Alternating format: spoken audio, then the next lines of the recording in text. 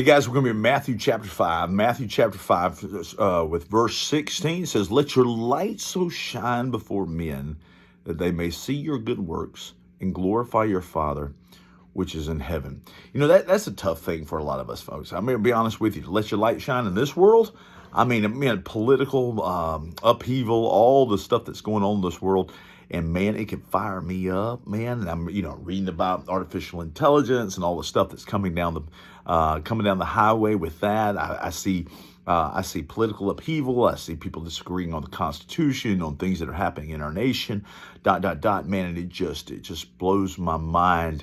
Sometimes, and I get so angry as such, and but the Bible over and over again expresses that we ought to let our light shine. Now, here's a different kind of spin on this. It's not different so much that it's the opposite. What I mean by different is it adds a little bit to it. It says, "Let your light shine." So don't be out there acting like a fool. You represent Jesus, all right? Let your light shine before men that they may see your good works and glorify your Father which is in heaven. You said, "Well, Ryan, I thought we were supposed to kind of keep our good works to ourselves." Well, listen to what it's saying. Let your light shine, all right, before men that they may see your good works. What are your good works? Your light shining. I mean, it's very difficult, because if you're doing it for prideful reasons, and only you know if you are, well, some people may recognize whether or not you're doing it for different reasons. But if you are serving and loving others, and they get a chance to say, "Man, I realize what they used to be, or I realize what they're doing is for the Lord now, and man, my goodness, look at the change in their life, or look at how they've stayed consistent through their life following Christ, and all of these things that they continue to do."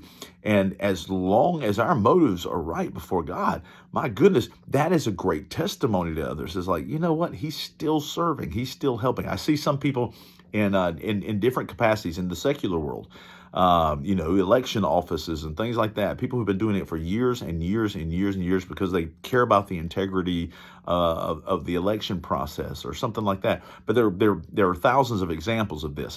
It's not just that, but thousands of examples of people being consistent. But when you're in the kingdom, when you're talking about kingdom work, let your light shine. Don't all these things that are pulling you away, making you angry, pulling you, no, stop. You represent the Lord. And when you do, everything that you do is a work to be seen by others.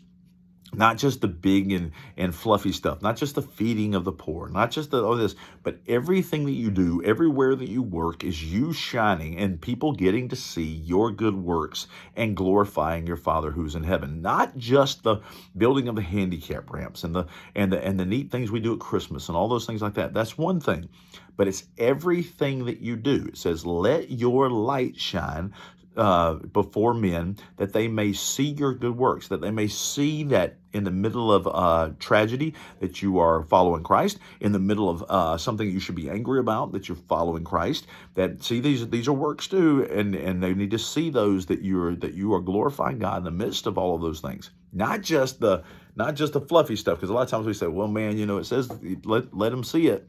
He said, everything that you do, let them see it, so they can say, "Hey, in the midst of turmoil, pain, anger, frustration, whatever it may be, they're still following Christ." That's going to shine a light like no other. That's going to clear the headlights up. That's not going to be a dim headlight thing. That's going to be clear headlights. They're going to be able to see in front of them because you have cleared a path for them and shown them that you can live for God in the midst of an awful and nasty world. Love you guys. Bye-bye.